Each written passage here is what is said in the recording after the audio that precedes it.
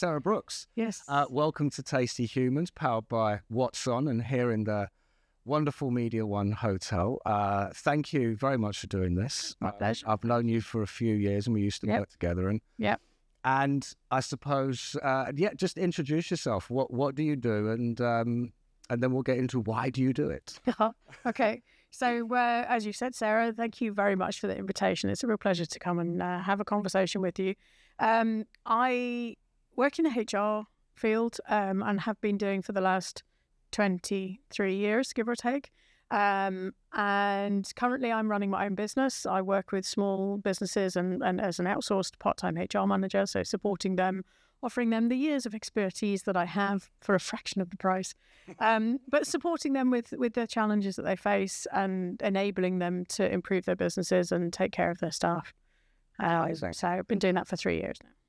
But I suppose the thing with HR is that in certain aspects, especially in hospitality, it can be one of the more less glamorous departments. Yeah. How did you get into it? Like, what made you transition, or did you transition, or did you just go, I want to be HR guru, that's it? No, somebody suggested it. It was a good idea. Literally. So my history, I decided, and we were chatting about this downstairs, but I decided when I was 11, wanted to be a hotel general manager for my sins. Brilliant, 11. Yeah. We were staying in the Jakarta Intercon back in 1980 something or other. And we were there for an extended period as a family. Due to Dad's work, I had a show round and came back from that and went, right, that's what I want to do. So I then sort of did work experience to achieve that. I did free work experience when I was 16. I did more when I finished my A-levels, and then went on to do a winemaking and bun making diploma. Wine tasting rather and bun making diploma at Bournemouth Uni, and worked my way through that, the holidays and term time and stuff as well, and then ventured into the real world and got a job working as assistant manager for a hotel at Gatwick Airport. So you went in on assistant manager level, is that right? Yeah. How did? Let me ask you. I have a quick question about that, which is how do you think that fared coming in on a management level and possibly not coming up through the ranks? Or I think I was very fortunate that I went to a private boarding school and then went to... Fortunate, yes, absolutely. If I hadn't have done, God only knows what I'd be doing now. Because it instilled in me a certain level of communication skills, of independence, of time management, people management, because you're with people that you don't have a choice over 24/7 when you're at school. You can't go away from them. There was a lot of bad stuff, but there was a lot of good stuff that came out of it, and those are the things that I've taken as the good stuff that came out of it. So I was able to handle myself and manage myself and talk to people and have that and this will make you laugh, and have that attitude and behaviour, I guess, with individuals. And it wasn't, I didn't sort of impose and say, I'm a manager, you must do, but was with people and working with people. The thing that made me laugh was while I was at school, I was part of a group that we had sort of what you would call outdoor pursuits. So we did rock climbing and kayaking and caving, potholing and all these kind of good stuff, camping and walking across England in random weather conditions. And my responsibility within that group was I was the catering supervisor. Okay. So this is what made me like age 17, which consisted of, before we had a weekend trip, understanding what we needed to order from the kitchens at school and the stores to take with us, like how many packed lunches, or if we were going to have spaghetti bolognese and wherever we were staying, or cooking on a campfire, whatever it was, making sure that we had those provisions for the number of people that were going, picking it up from the stores, putting it in the minibus to make sure that we had it with us. So it's a fairly critical job. Obviously, there were other people double checking that I'd done it, but there was that level of responsibility. It's a good precursor, Yeah, it kind of did sort of flow into everything else that I wanted to do. So that just, these little flashbacks tickle me. So I think and then at university, obviously working, I had, I think when I left uni, I had a temporary position as a housekeeping supervisor or something in one hotel that I worked in. So taking that level wasn't actually wasn't that difficult. I mean, there was a food and beverage manager, so I was reporting to them. There were other managers as well. There was it was an airport hotel. We had, I can't even remember, something like, we didn't have a lot of rooms. It was 4-star. It was a little Thistle hotel or something. And it had a pub on it. It had a restaurant. And in terms of F&B, it had basic room service. So it wasn't a major, like, not 4-star Dubai style. This is the oldie 4-star English style. So it wasn't a major operation in that regard. And I have vivid memories from there. My general manager at the time told me I couldn't be friends with any of the staff because I was a manager. And I was like, I'll be choosing who I'm friends with. And that sounds very old school mentality. Very old school.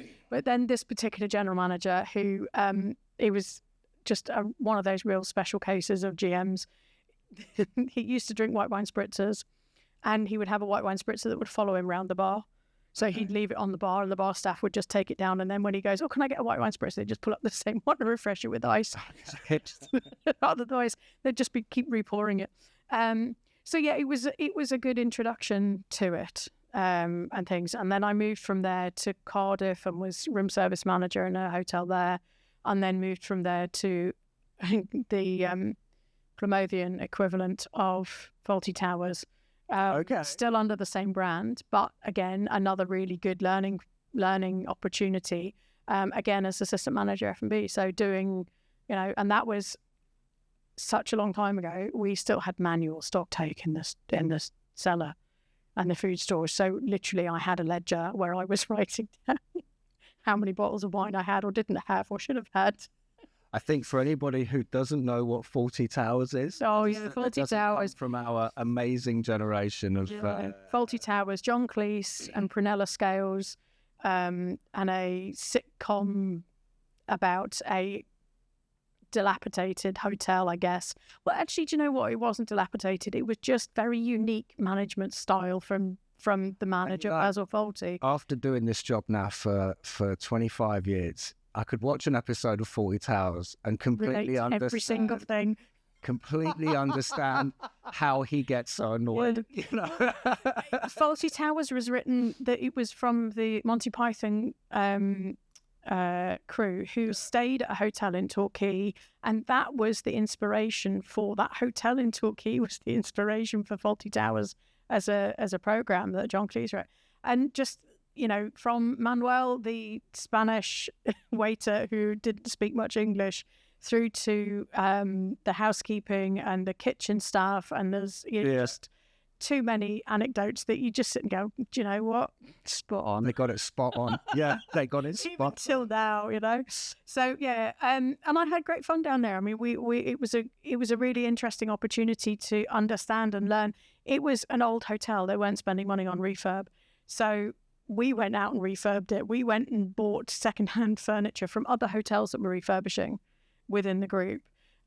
We got cheap wallpaper, and in the off-season periods, it was me, the executive chef, housekeeping, were re-wallpapering the bedrooms to be able to put the price up and make more money for the hotel. And it really taught me that it's about the team that you have, not necessarily the product that you're selling it in, if you see what I mean. Yeah.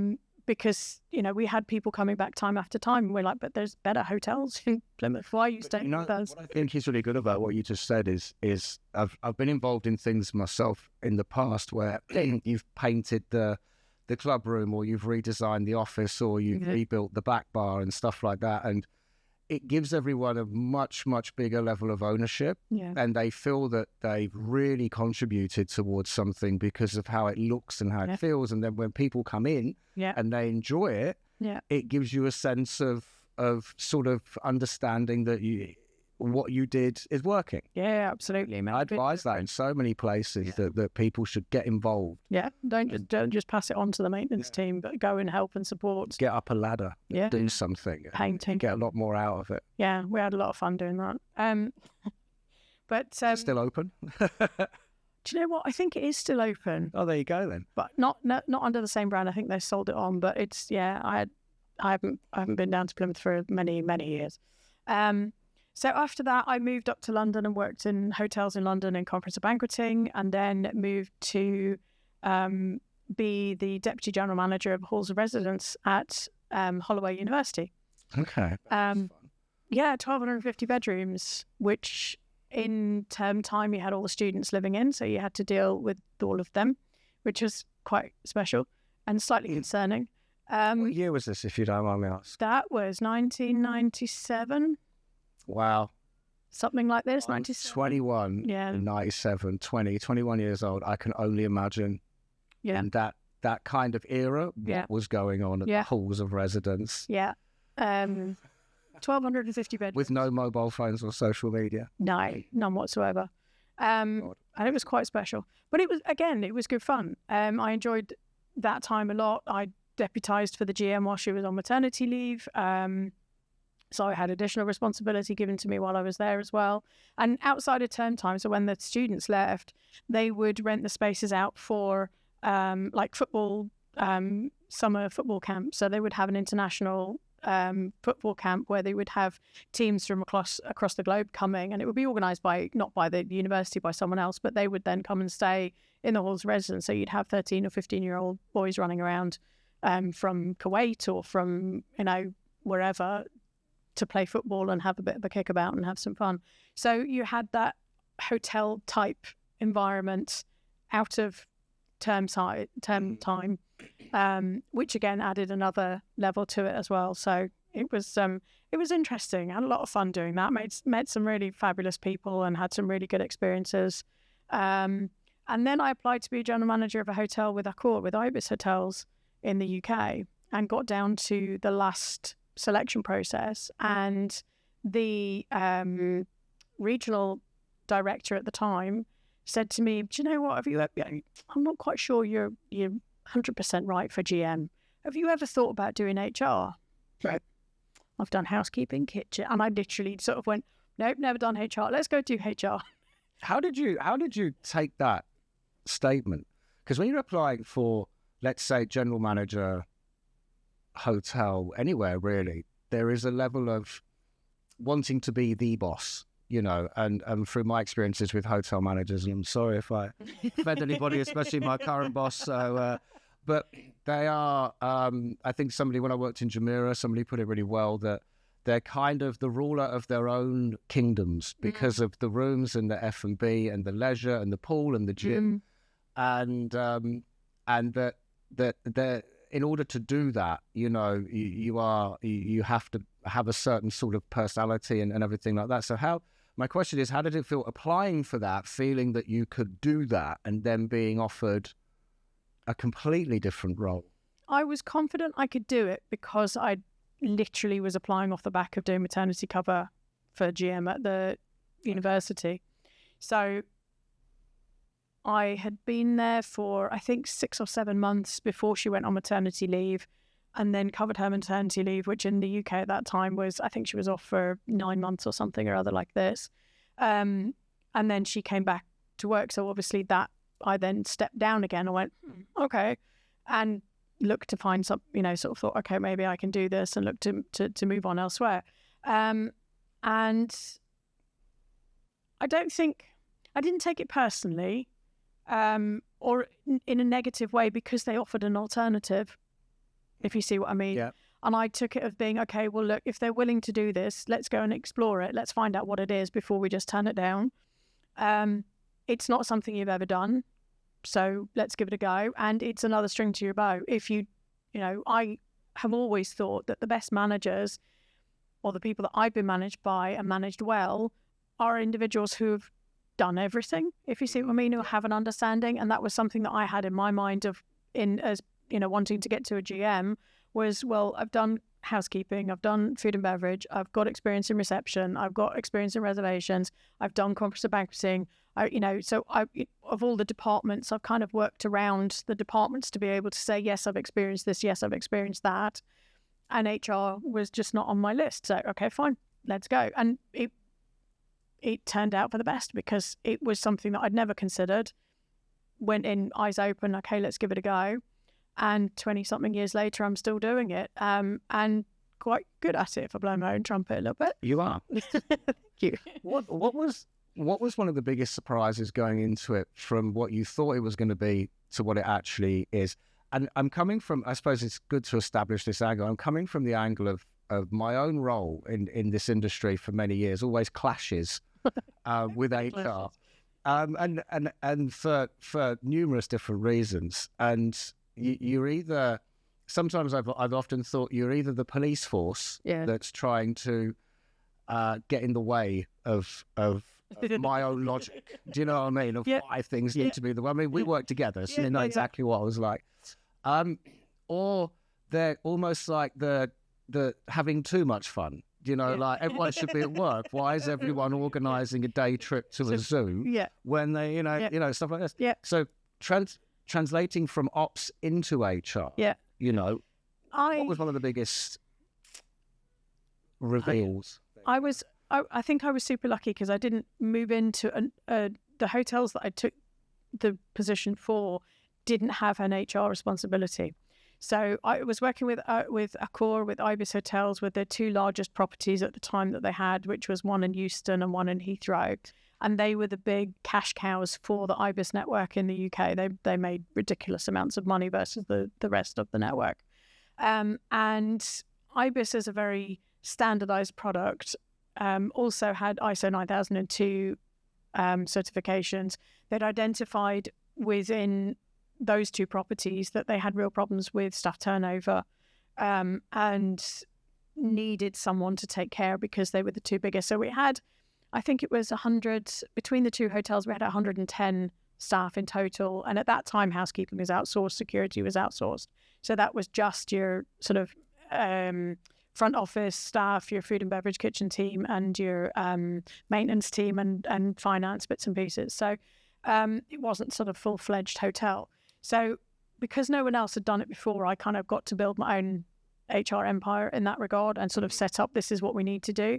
But it was a fabulous learning ground because it was with Accor, and it had that, you had your Accor regional office in London that I had direct connections with, and then you had Accor in Paris. Being so close between London and Paris, there was a lot of relationship there as well. And I just sort of started tackling, looked at what was available and started tackling the problems one by one and went, right, why are we losing staff? And it was down to bad recruitment, bad interview process. Oh, you can speak English, you'll do. You've got 2 arms, 2 legs and a head. Fabulous. And just, just correcting that, just literally putting a bit more thought behind it and having a little bit more of a stringent interview around the language competency and the attitude of individuals that were being hired. When I joined, the staff turnover rate was over 100%. Oh, wow. And it was just because the same positions kept rolling through in some departments. By the time I left 3 years later, I had it down to 7. And I had a wait list of staff from other IBIS that wanted to come and work with me in there because... I know. That's why it's still on my CV till now. Right at the top. Right at the top. Yeah. It is from 20 years ago, but it's still relevant. But that was application of good recruitment processes. It's not rocket science. It was using the tools that are available to me around learning and development. Accor at the time in the UK had a fabulous opportunity. They had a training calendar and it was there. We just had to go, okay, I'm putting one person on this course and one person on that course, and actually doing that. And then following up on that training, getting people to upgrade their skills in the hotel and having people cross-train between different departments so that people got promoted. And just, I didn't invent anything. I just did what was there. And that for me was a brilliant blueprint. It's basically what has formed the groundwork almost of what I try and replicate even until now, of this is what good looks like. This is where we need to start. Obviously, the training back in the day then, this is 2001, was all on CD-ROMs. Yeah. So we have moved on from there now, but so the technology is advanced, but the actual skills level training is still. But then I'm still a really big believer in manuals and written tests. Yeah. And I know not everybody's an IT whiz. Yeah, and I know that there's a lot of online platforms now, that I suppose one of them, which, I mean, I can't name drop or anything like this, but one of them I know very, very well and I think is very, very good. And it's where the team themselves create the content, the videos and everything that go onto the platform. So the person is learning from the people they're going to work with, which is something I think is hugely important. Yeah. But I wanted to ask, like, through training then, how much do you think it's being, I don't want to say diluted because I don't want to put you in a difficult position, but how much is it changing with online versus written, and is it still having the same effect, or what? Where do you sort of stand on this? I'm being so careful. Yeah, no, I know. Look, I think it depends on what you're training and the industry you're in and what you're teaching people. If you're in hospitality, like, 20-something silly years worth of expertise in hospitality, there's certain things that have to be trained manually. You can't give people a diagrammatic on how to make a bed or how to make a gin and tonic or, that kind of thing. You have to physically show them. I mean, even if you look at the kitchen, for example, and how many recipe books are there out there where you've got Jamie Oliver or I don't know, Prue Leith or whoever it is saying, here's a really easy way to make pasta, right? How many people still screw it up, even though they've got someone who is bullet points, line by line, do this step, and there's a video tutorial as well, probably on his YouTube or his website channel, whatever it is. The BBC do that a lot with how to make complicated, what they consider to be complicated things, like meringue or creme brulee and stuff. And yes, some of these things are difficult, that the domestic chef can follow. But the difference between doing that and standing next to somebody in a kitchen and going, this is actually what it looks like, or this is what it feels like, or this is what it tastes like, is vastly different. And you don't need to make one, you might need to make 50. Yes. Yeah. I mean, my no. I mean, that takes me back to the work experience that I did before I started working. And I was in garde manger in the kitchen and had never stepped foot in a kitchen before in my life. And was shelling buckets of prawns and making gravlax from scratch on a daily basis for 2 months. And from somebody, I've said this on this podcast numerous times, so I won't tell the story again, but I've worked in many different departments. You've worked in many different departments. I always say, when I went into the kitchen for a 2-week period, when I came out the other side, I wanted to phone up every head chef I'd ever worked with and apologise. Forever, I'd say, raising my voice over the pass on a busy shift ever. Do you know what, though? It was so tough. It was really tough. I worked at the Sheraton in Knightsbridge, and I finished my A-levels in the June, whatever it was, and left school. Went and did 8 weeks work experience, unpaid, in Knightsbridge. Yeah.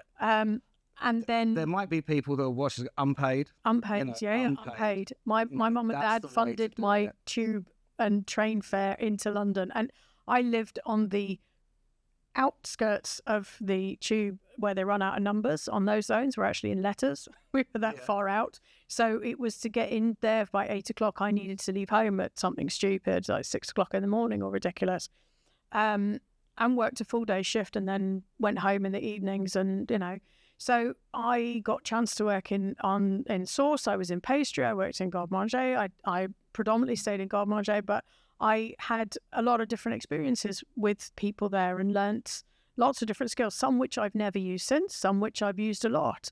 But I think I was fortunate because it was before I worked in any hotels in a professional manner, if that makes sense so much. I think I worked in a pub or a pub hotel that had a restaurant, had a kitchen, and I was involved in, wedding service and stuff like this as a waitress. So I never really had the authority there to challenge anyone and shout at the chef. And I always used to get on with the chefs. I never had a problem. And I think having had that experience on that at an earlier point in my career, when I did eventually get into a management level as an F&B, I had a different respect for them, a different relationship for them. So it was... But no, it's a tough one. It's good fun, but it's a tough one. Yeah, 100%. Yeah. So, in the world of, and this is the conversation I wanted to start. Is that in the world of HR, how much are people coming up, the next generation, as we now call it, how much are they changing? Like, it's this, I don't know. I don't know how to say it without kind of maybe over explaining it, but it's like now that I personally am at a level of a senior, director in a company, etc., and I'm now thinking constantly, how do we do F&B or hotels for a 25-year-old? Because if you're designing nights or activations for 40-year-olds, you're dead in the water. That's not what we're doing here. But how do we talk to these people, and how do we understand them, or how do they understand us, given what I do believe is a big gulf in the difference of the social lifestyles and social media, which I didn't have when I was, 18 to 22, 23, thank God, you know what I mean? Yeah. But it's from somebody that deals with recruitment for now 25 odd years, 20 years, how much do you see the people are changing, and sort of how do you think that's impacting what we're doing? I see the changes happening on I'm going to be a bit careful, but on a nationality level. Okay. So if I look at what I've been doing for the last 3 years and the recruitment processes that I've been doing for the last 3 years, and then, pre and post COVID, but pre-COVID, I didn't really notice too much of a difference. You still had a lot of applicants coming through, younger applicants, but people who are driven to want to be in the hotel industry. I think there's a stigma that's been removed or is being eroded from wanting to be in the hospitality industry. And so people are seeing it as a career path more than ever. Less in the UK, we're just too snobby in the UK. But then with other... So for the last 3 years, I haven't worked with hospitality. I've worked with every other industry except for hospitality, which has been fabulous. Do you miss us? In some ways I do, yes. But in many ways I don't. It's a very light question. It's not like if you say you don't miss us, it doesn't mean you've never worked with us again. No. I mean, look, I would definitely work with it. There's a lot of overlaps, and there's, I've been told that I could never work in any other industry other than hospitality because that's where the majority of my work experience has been. And the last 3 years, that shook my confidence. And the last 3 years has proved to me that that's not true. But also... thing to say, by the way, by whoever said it. We won't go down that route. No, we won't go down that route, but it's okay. But it's a very common thing to be said here. People will preach that there are transferable skills until you're trying to hire somebody, and then they go, yeah, no, but you don't have. And I'm like, there's not really any difference. And it's HR is HR. So I'm just proving that point that HR is HR to myself, if not anybody else. So the people, to get back onto the point before we digress, the people that I've been interviewing for the clients that I've been working with, I see a marked difference between the expectations of individuals from the UK, for example, versus individuals from India, subcontinent, South Africa, and the attitude towards salaries and standards of living and things like this. And I think the expectations are much higher from the UK than they are, and this is a general thing, but than they are from other nationalities. I've not noticed any challenges in communication, whether that's because I talk like a 25-year-old, I don't know, or have a 25-year-old mentality and attitude. It's always possible. It helps, yeah. It's like that all day phrase, isn't it? You don't have to be mad to work here, but it helps. So I see from a lot of posts that come online on, as we know, Facebook in this part of the world is still very active, and it's one of the portals that I use for supporting individuals and generating leads for my business as well. And the number of people that come with no research, with no understanding and awareness, and it's the younger generations that are coming. They literally expect the roads to be paved with gold and every ice cube to have a diamond in it. What do you think that is? It's. Are they not doing enough research, or is what they're researching giving them a false representation of what they're researching is giving false representation? I think they are, because of social media and its prevalence between the different portals that there are. So, TikTok and Snapchat and Facebook and LinkedIn and whatever else, and then lump into that what you see in, I think, the British media as well. You don't necessarily see a fair and balanced representation of what things are like, or what work is like, or what life is like in the UAE.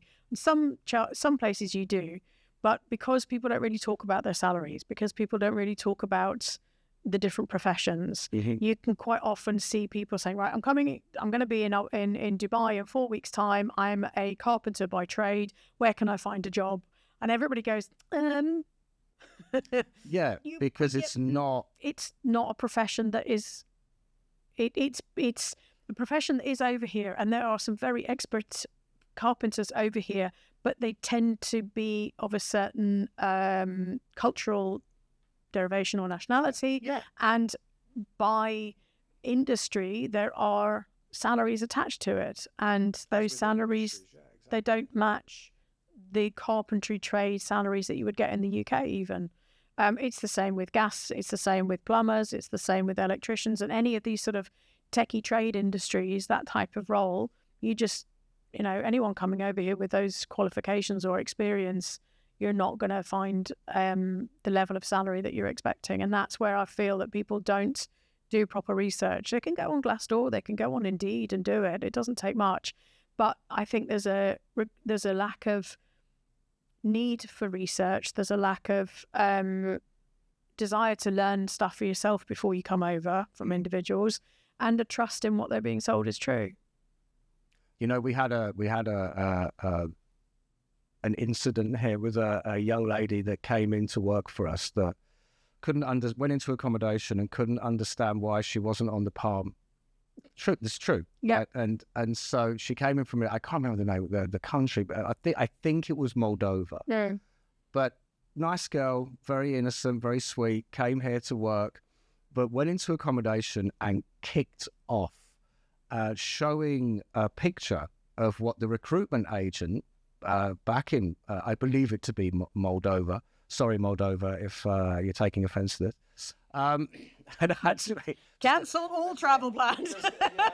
Offended an entire country, but really was told that this is what the accommodation was going to look like. And we know that staff accommodation in the UAE does not mirror villas on the Palm. No. By any sense of the word, and really couldn't understand it. And our head of people and culture here had to get in touch with these recruiters and say, come on, what you doing? You got to be fair, because the expectation is completely unrealistic. And she was, to be honest with you, she was very negatively impacted by it. I can imagine. She really believed it. So it's very odd. Yeah. But you look at the person and you go, really? Do you know what I mean?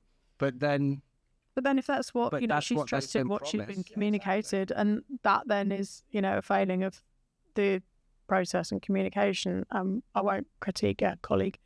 But it's, it's something, when I work with individuals now and I'm doing recruitment for individuals for one of my clients, I make a point of saying, after I've done a pre-screening interview with them, so this is before they've done any technical interviews, this is the salary, this is the benefits that are going to be offered, and I tell them over the phone, but then I email it to them as well.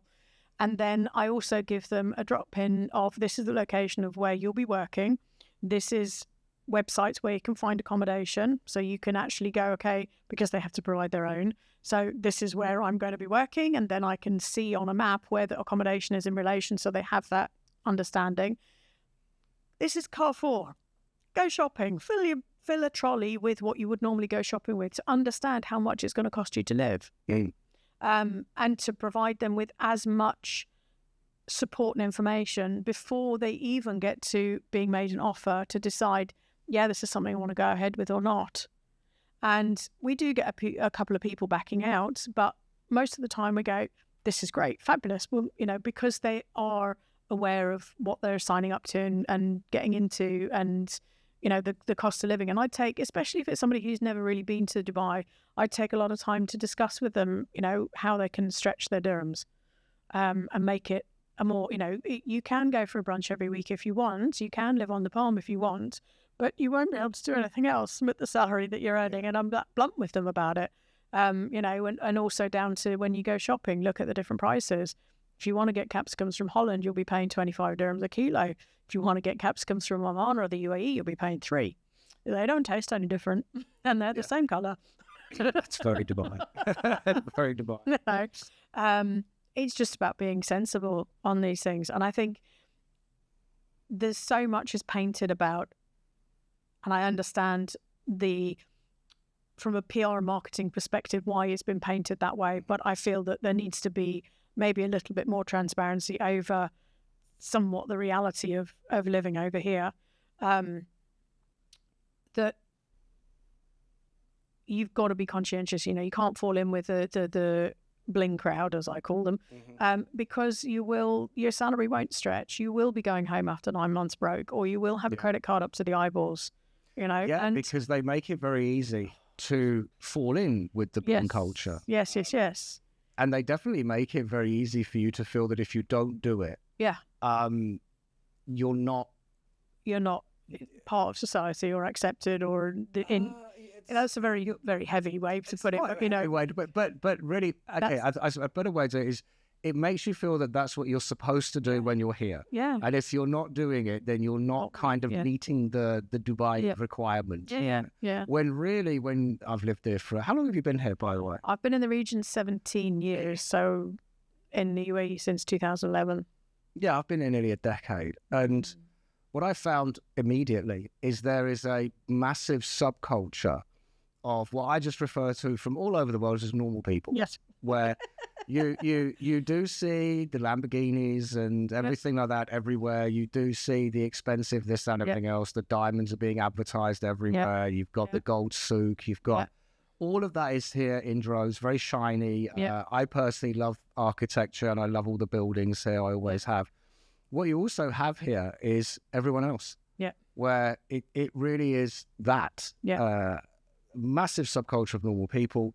What I refer to as cool people, very down-to-earth people, from, like I said, every country you could possibly imagine. There is obviously people doing better than others. And I suppose that's the one thing I would say about I think that's all relative, isn't it? It's a very normal place. Yeah, and when you say, doing better than others, one thing to remember is that there's a lot of people who don't earn an awful lot of money, but that's still a lot of money compared to what they would be earning back home. 100%. And it's, you especially from an HR perspective, you feel guilty that that's the salary for those individuals. But I think more people need to be aware of that and be more compassionate and empathetic with how they deal with individuals. Kareem drivers, Talabat drivers, who you shout at and blue murder because they're 5 minutes late when it's blowing a hoolie outside. That kind of compassionate and empathetic element is where I feel, if they actually understood how those individuals lived, they might have a little bit more softness. No, and one I tell you what, I'm not afraid of having a pop at certain peoples who have a certain personality over here. Fortunately, I don't know many of them, but working in this industry, I've come across them where for some strange reason they do think the hospitality staff are literally there to be berated. Get me this, bring me that, get out my way. Why are you standing here? And I look at people, I take it quite badly. I will shut someone down quite quickly or ask them to leave or something like this, because you're in Dubai, but why do we have to make you feel like some sort of, I don't know, what's the right word? Superstar. Celebrity. When really that's just your own self-loathing projecting onto other people. Yeah. So yeah. Oh, I feel the same. Dig there, no problem. No. I feel the same way, and I've done exactly the same. Stood up to people, and I've done that in the different countries I've worked in. I worked in hospitality in Oman, in the UAE, and then back in the UK as well. And I stood up there in front of my team and gone, "Oi, mush, shut up." when you actually work in this industry here, and you hire a lot of people from like the Asian communities and the cultures that are going to come over, when you actually peel back the layers and you see what their salaries are going to support, there's a lot of schooling, there's a lot of medical bills, a lot of stuff like this. It's quite humbling, and you also feel that when you do get, and I can say this to an English person because I'm English, when I get one of my lot over here complaining about their salaries or their workload or they didn't get to go out somewhere this weekend. I'll be honest, I've never done it, but I do think Yes. Yeah, I can't say that. Yeah, no swearing, no swearing. But you do think, you know, you don't know the half. Since I've been in Dubai, it's opened me up to so many other cultures and what goes on, like I said, behind the scenes. And it can really hit home sometimes. Yeah, it can. It can. And it's when you go and look at staff accommodation. And that was one of the... So when I moved to the UAE the first time, because I moved back, but I moved here in 2008, and I was director of HR for 2 new properties. So I was looking for staff accommodation for the management, but as well for the general workforce. And looking for the accommodation, then I went to, you know, you get in touch with agents. Oh, I've got this. And, they took me to a labour camp in an old school labour camp, I have to say, because they have improved somewhat, in Al Quoz. And I just was like, it was the first, you knew it was there, but you'd never seen it, if you know what I mean. And it was just one of those things with, you know, they had a tiny little locker that was their space, and then there was 3 tiers of metal bunk beds. Yeah. And the room was literally the bed wide, and then a bit, and then the lockers. And you had a shared kitchen, which the kitchen was open in this courtyard, and they literally just got fed whatever was cooked. They had shared bathrooms, and it was, to my mind, looked more like an overseas prison than somewhere where people are being put up to live and be happy and enjoy. Obviously, we didn't rent that place. But it's one of the things that I've taken, again, from growing up in a boarding school where all your accommodation is taken care of, all your food is provided, you have literally no say in any of it. I know how important it is to life and for it to be good and adequate, at least. Yeah, and how much of a difference it can make to somebody's just basic happiness. And I know that sounds like very deep, just how much of a difference it can make to make sure that there's something that you like that you can eat, and that, you know, that you've got a comfy bed, or that it's clean, or you've got somewhere you can go and chill out and get away from people and stuff. And that's something that I've always worked towards in every job over here where I've been responsible for accommodation, is to make sure that I can make it the best that I can for them. You know, maintenance, painting, food, and it sounds something really small, but it's a big expense, but it makes such a big difference to the individuals. But I do think that you know, there needs to be more awareness of that and more compassion, definitely. Do you think that goes a long way towards turnover?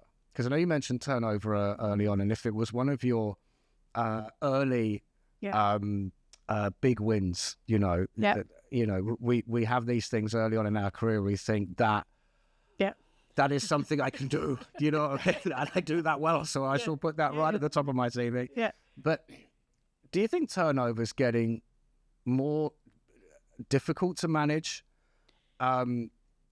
We see it here where people come in, they work, they see something different over there, they go. Where loyalty seems to be slipping. Yeah, and I'm not. It's sheer EVP. We have a lot of conversations, whether it's them or us. You know, I think it's a combination of the two. To be honest, there are those people who will come over with high expectations, or those people who will accept a job just to get a visa and get a foot in the door because they're literally going to bounce onto something better, and they have that. You know, that's their goal and their mission. And you're never necessarily going to weed them out from any level of recruitment process because they'll keep it to themselves. But I think that having worked in companies where there's been really good and stable employment, so from hotels that I joined in 2013, there was a pre-opening in Abu Dhabi, for example, there's a good number of employees that are still there with it to this day. There's hotels that I moved to after that, so just before we met and started working with each other with Ramada, what was Ramada's, and JBR, they had quite a good length of service of a lot of their team. And it was, whilst I made improvements, there's still a retention level there as well. And it goes down to how they're managed, whether they're managed by humans. It sounds like an odd thing to say, but down-to-earth people like you and me, not people who have a massive chip on their shoulder or walk around like they've got their own empire and stuff. What do you think constitutes as a chip on their shoulder?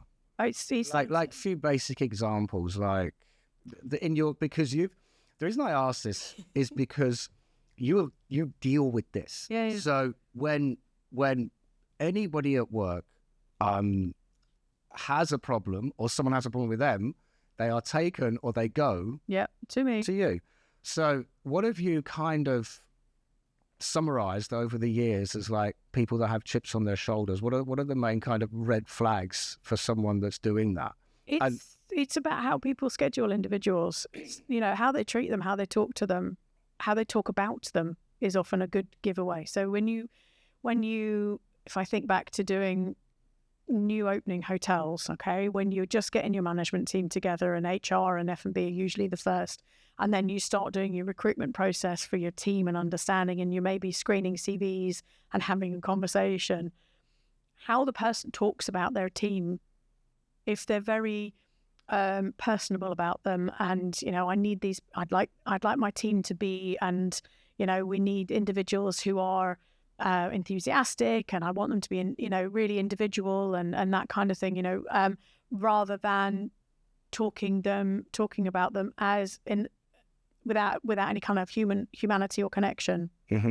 Right, I've got 14 and I need 7 in the morning, 7 in the evening, and they're going to be doing 14-hour shifts, and it's going to, no overtime, and, very transactional kind of, they're just filling holes as opposed to identifying personalities and people that can actually bring, more like, I guess, looking at more of a robotic type of person.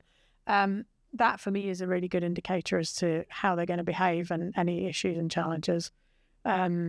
And it's why my question is, why do you think it means they have a chip on their shoulder? Like, I'm not trying to force it. It's just like I say chip on their shoulder. They just have an attitude. They have an air of importance about them. They think they're better than everybody else because they've got a job title behind them, and believe they automatically should. Yes, there is an amount of respect that should be given because somebody is a manager, but you still have to earn the other 95% of that respect. And for those individuals, they don't do that. They go the other way around. They try and earn the 5% and automatically command the 95. And just rude and arrogant and dismissive of people and processes, and don't understand it. They're just very, and I would put selfish on that list of nice discussionary topics. No, I think, I think it's important, and it's good to hear it, because again, like I say, our job in management, I think, falls into certain small criteria, which is my job is to get the best out of people that work for me. Now, that is an easy thing to say and a very difficult thing to do, because it now boils down to, well, how do I do that? And I know that I can get very frustrated sometimes when I feel that I am really trying to be encouraging and positive. And it's, where do you then realize that you're not failing as a manager, they're just not engaging in this, and that's when you have to go and take the ultimate action. So I think it's very good to sort of hear it about what managers, what do you think managers could do better, to keep engagement into their team? And I say this again because I was an employee that wanted to be a manager. When I decided I wanted to stay in the business, which was a very early time in my career, I was like, I really enjoy this. And then I realized I wanted to move up the ranks in certain ways. So I committed to the process of trying to get there, I mean? So I would say I've been very difficult to manage personality-wise, but quite easy to manage as far as progression and giving people responsibility. But I would sort of say, from your perspective, what do you think we could do better to engage people to stay in this business and to understand longevity and skill sets and stuff like that? I think there's a lot of different factors. And I'm going to say the phrase again, but being human with them. So remembering you've been there, making sure you've been in their shoes is a first step. Don't just rock up. I mean, I know I walked out of university as a manager, but that's because I'd been in those shoes. I'd worked every holiday, every term time to gain the experience in the different departments to be able to do that. And I'm a rarity in HR for that. There's not many of us. a lot of us go through the administration route. There's nothing wrong with that, but it means that my perspective in HR is slightly different. So remembering that, what they're going through, and also dependent upon where you grew up in your role. If you grew up in Dubai, let's say, then you will have the same experiences that your team will have, i.e. the accommodation, the transport, the meals, whatever else, working hours and benefits and things. However, if you grew up into a manager in the UK, as an example, as a junior in hotels in the UK, your working life is very different to what it is over here. You can't really compare. So I it is about getting out there and getting into the accommodation and seeing what it's like and listening to them and understanding what their complaints are and working with HR to improve it. Looking at how you can improve people's skills. There's a finite amount of change that you can make as a manager and even as an HR manager around benefits and salary and living conditions and things, because it all costs money, and unfortunately people want to make a profit out of hotels. So they do tend to restrict how much money you can spend on the good stuff. It is a business. If it doesn't make money, hotel shuts and everyone's out of a job. Yeah, but it's exactly. But there's ways around doing that. It's, if you are truly taking care of your team, looking at your rostering and looking at, okay, this person's just done 3 12-hour shifts back to back. He needs to have a day off. Yeah. Let's give him time off. Let's not break his balls. Let's put him on a 12-hour shift, but you can go home after 8. That kind of compassionate, empathetic management style goes a long way. Kind of understand what you're doing and how it's going to affect people. Yeah. And when I get that, yeah. When you've done the rota and you're going to punish people day in, day out, be aware that, okay, the moment I can send you, and tell them. Yes. This used to happen to me. People would come and say, I know what I'm doing to you. Yeah. The minute I can get you out of here, I'll get you out. Yeah. Yeah. And they would do it, and you go, okay, I'm being noticed. And that also builds trust, respect, and loyalty from the individual to the manager, because you have someone that your manager values you, that your manager values you. You know that your manager is concerned about your welfare and your well-being, and will look after you. And that means that you will look after them as well. So when the proverbial hits the fan, and you need, for example, going back to the floods that we had earlier this year, and the staff, you can't get home, or you've got flooding in you've got rainwater coming through windows and doors that it shouldn't be, or, whatever it is. We did. Yeah. There's slept on my office floor that night. Many places did. Yeah.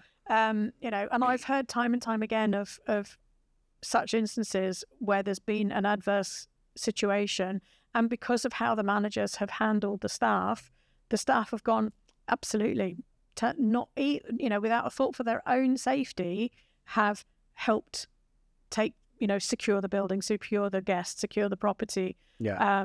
I've heard of cases in Muscat. There was a cyclone in 2010 when I was there, and one of the hotels that was its basement parking flooded because of the amount of rainwater. It was built in a wadi, which is probably not the best place. But because of how it was constructed, the basement parking flooded, and then the water started going up the lift shafts. And staff were evacuated and evacuating guests from the top of the lift shafts, from the top of the emergency exits on the elevators. Nobody's ever trained anyone to do that. You don't even think that, actually, we need to train people how to do that. Nobody's ever trained, so they just did it out of their own initiative, of their own understanding and awareness and desire to take care of people, look after people. They didn't think twice about themselves. They got commendations from Civil Defence in Oman because of what they did. There were no lives lost. There was a lot of property damage and stuff, but everybody got out with bumps and scrapes, and that's about it. And that's staff going over and above because of how they were managed. Yes. Not because if they didn't respect who they were working with, they just feel like, they go, sort of, I'm going home. Yeah. Very much. I'm going outside to make sure I'm friends okay, and my family or whatever else, So, and that for me is that telling tale of, the way you manage people and how you take care of them means they will do anything for you, and they will support you when you need them to. But they also transmute that into your customers, and then you get a better customer service being given, which means the customers come back or they spend more money with you, which ultimately then profits the business. So for me, it's a whole big cycle. It's not just about the longevity of staff staying with you. It's the entire culture of what you're doing. Yeah, absolutely. Absolutely. Wow, that's incredibly valuable. Mm. So to sort of draw this to a close, because this is the type of thing I could go on all day, because you start getting into differing opinions on how to manage people. How from the horse's mouth, okay, what is the number one reason people quit their jobs? At the moment, lots of people are quitting because of toxic work environments and then salary. Yeah. Toxic work environments and salary, and toxic work environments because of, management. See, this backs up. The reason I asked is because it's always money or management. I always believe it's management. People quit their jobs because of poor management, which is a huge spectrum here, which is, how they're being treated, what their future looks like, how they're being developed. Promises. A lot of, at the moment, and this is why, and I'm sorry to say, but the ministry have just announced an amendment to the labour law. They're actually increasing the amount of fines that a company can receive because of hiring people on a visit visa or without proper work permits and visas. And I've wholeheartedly supported, and anyone who joins a company and doesn't get a visa within 2 months and doesn't leave is a numpty, I'm sorry to say, because they have the power, they walk away. Isn't there an official statement in that says not fulfilling, what is it? Not you're obviously going to remember what, but not fulfilling like the obligations that you set out in the interview process. Yeah. But the way I read it was if I say to you, Sarah, come and work for me, and if you work really hard, you could become a supervisor or a manager. That somehow, if I do not get you to that point, you're failing, yeah. But then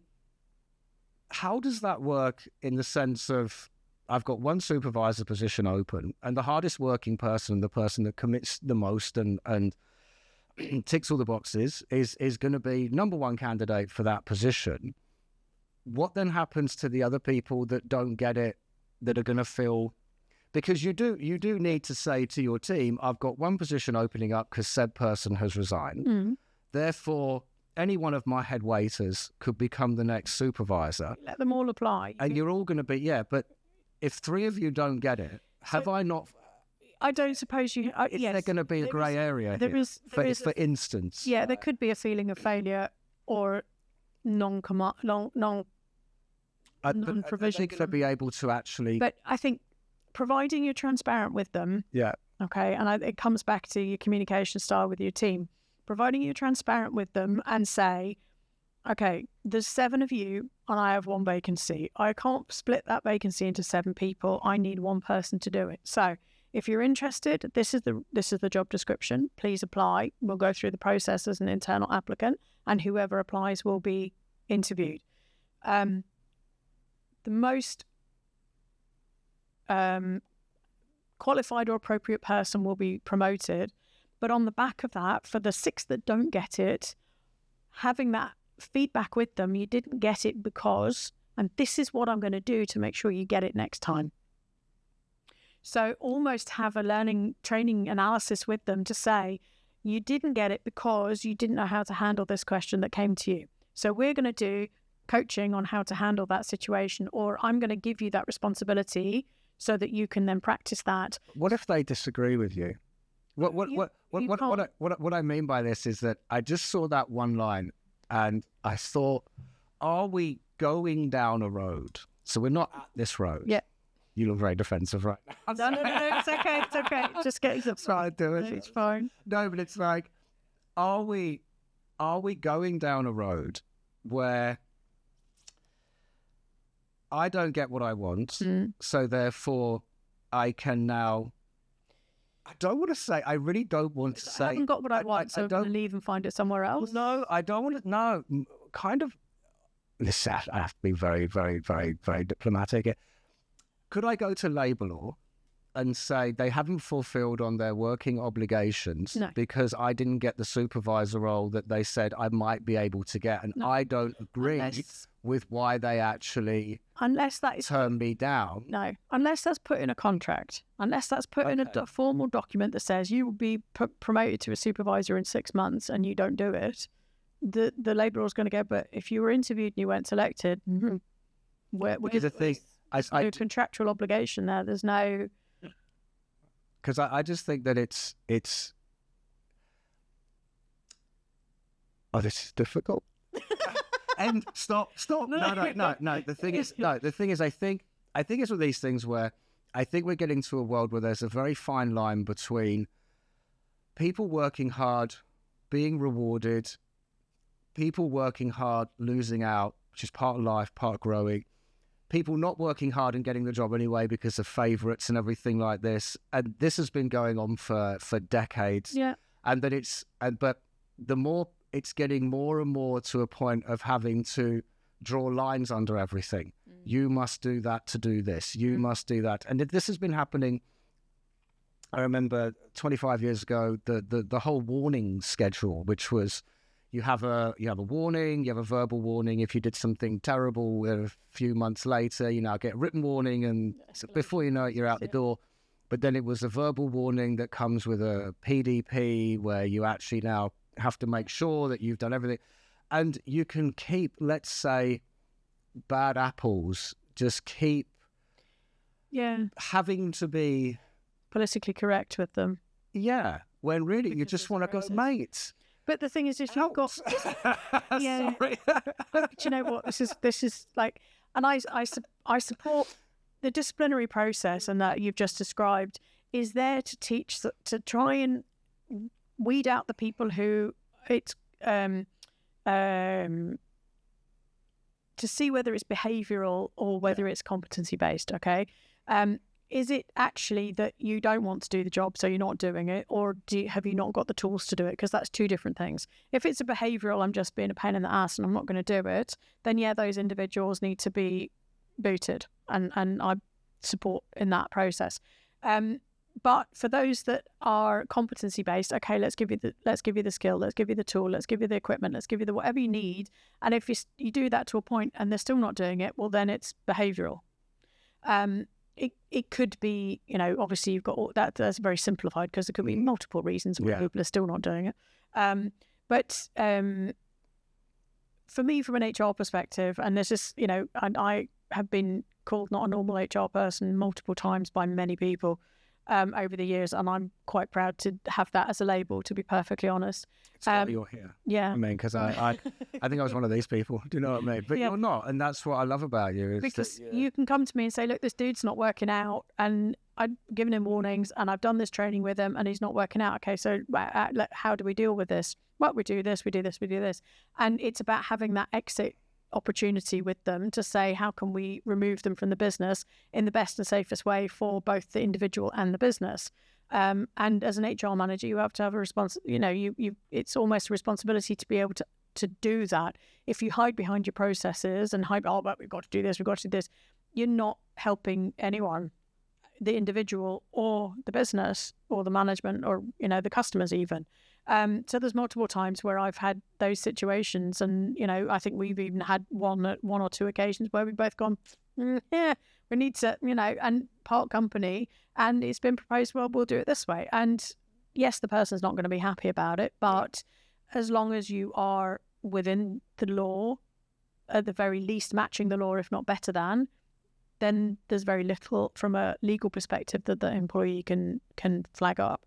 And do, but also how you handle people on an exit is as important as how you handle people on an entry, if you see what I mean. They need to know why it happened. Yeah. It's like getting closure. Yeah. And it's you might not agree with it. It's happened to me, right? But it's the best people. You might not agree with it, but you need to be told. Yeah. And then once you get past the initial... you go through a whole grieving cycle, anger, grief and everything. It's all there. No, seriously. I know, 100%. I know. And then it's important that you look back and you go, I get it. Yeah. I get it. And it just has. It's not personal. No, it's it not. wasn't personal. I get it. You know what I mean? You know, you've got a lock that needs a certain key, and you're not a key that fits that lock. We can't change the lock, and we've tried to change the key, and that's not it's just not working. And I think a lot of the times, as long as you have that transparent conversation with the person around the situation early enough, so there's no animosity, the person actually appreciates that, and then you can support them and say, okay, let's have a look at your CV. Let's get that up to date. Let's help you with some interview techniques. Let's, find some vacancies and stuff. And it may be that you know of a vacancy in another hotel or something that they'll fit into, because not every rotten egg is a rotten egg.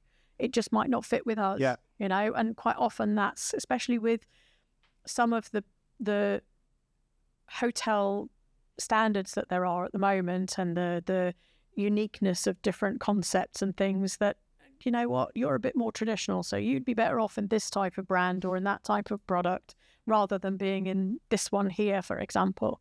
And I think that's an important thing, is to, set people up for success for the future as well, not just with you, but moving on. And going back to your point about this, people not achieving supervisors, ideally what you want them to do is to develop people to be, they leave you to be a supervisor somewhere else. Yeah, I've always said this, which is... and even if they can't get that job with you, that you go, and that's where that TNA... And you let them go, which is, if, like I said, with my analogy of having 4 head waiters and 1 supervisor, one of you gets it. If the other 3 quit, and then they go to become supervisors, then I shouldn't complain, because I put them in the position to grow. And then if they go on to be supervisors, I should go, I'm very proud of that. I mean, I from my first job, I had people who came to me as a work placement trainee for 9 months or whatever, and went on from there to be a receptionist, went on from there within the brand and the network, and went on to be assistant manager front office and things like this. And I'm like, do you know what? That's they've done a hell of a lot of hard work, but that's because of the grounding they got with me. And that makes me really proud that they've achieved that. I still have contacts from HR from years ago who are working and getting promoted and doing super well in the jobs that they're doing. And it's, I'm proud of what they've achieved, and they still, hark back to the time that we spent together, and we worked together and collaborated, and, the challenges that we faced, and the everything else that we went through. And that's what's made them as good as they are now, and helped build that foundation for them to get better. So I think, sort of, to close out, because I've had a great conversation, like I said, what would be the number one thing you could tell someone in my position that could make them and help them understand, I'm hiring, 22 to 28-year-olds, that's kind of my thing. I like the younger people coming through, try to get people that are got big personalities and stuff like that. But what would you say is the number one piece of advice you give someone like myself on the hiring process in sort of right now, especially in the UAE? Information, upfront, transparent. Tell them don't ask them what their salary expectations are. This is what we would offer. If you see what I mean. Okay, that's interesting. Give them the information, because they are fed with so much information on social media. They have a 90-second a day. The world generally has a 90-second attention span these days. That's crazy. Which is because of TikTok Reels, because of Instagram Reels. I'm so pleased to look at TikTok. Yeah, I do look at Instagram. I look at Facebook Reels, and I can get lost in it for hours. But because they're not like 90 seconds, before they used to be 30 or 60 seconds, and post-COVID, it's they've stretched it. But because it's only 90 seconds, people pay attention for 90 seconds, and then they move on to the next thing. So you need to keep your communication short and sharp and sweet, but factual, to the point, so that they don't have to then go off and do 16 pages worth of reading. If you see what I mean? They're not going to do it. You give them the first information. You've got to give them the information so they can refer back to it, but they've got to have the key basics straight up front. This is the salary. This is the working hours. This is the type position. Short, sharp, sweet, to the point, brief. I never thought of it like that. I'm now having the strangest thoughts about how. No, I am about how people are looking at the enormous, offer letter as they get sent, and they're reading it, but thinking, because they're probably really on their phones, and then their phones go ping, ping, ping, and they'll just switch to that and go, I don't know, what was Yeah, it? no, I'm just going to sign it, whatever. And the number of times I have that with people, I'm just going to sign it, whatever. Oh, but I didn't read this. I'm like, yeah, but that's not my fault. That's yours. So it's about, and this comes back to that communication process at the beginning of the interview stage, before they've got the offer letter. This is the salary. This is the working conditions. This is how many days you're going to be working. These are your days off. Kind of, All the way do back you there. understand this? Yes. Because I know that your attention span is going to be off in about the next 10 seconds. Yeah, exactly. Why am I doing a 45-minute podcast? Let's do a 90-second podcast reel. Do you know what? There's something to be said about that. But that's the other... No, it's still fun. But look at LinkedIn posts and look at the change. If you go back to old LinkedIn posts where people were writing Yes. Yeah. tomes of posts, like, you know, even myself. And then it was like, oh, hang on a minute. No, this needs to be short bullet points. And the ones that are quick and easy to read, that have got lots of bullet points, short paragraphs, are the ones that get the most interactions and responses and views because of that. Amazing. I'm going to stop this because I've got like more and more questions. But We could do part 2 another time. But I've got, you know, lots of people are coming after me now for part 2. So like, I've got more to say. Yeah. Oh, I Fantastic. But Sarah Brooks, thank you. Oh, it's been so my absolute much. pleasure. Thank you. Yes. Great to see you. And yeah, we'll definitely do part 2. Excellent. Thank you very much. It's been a pleasure.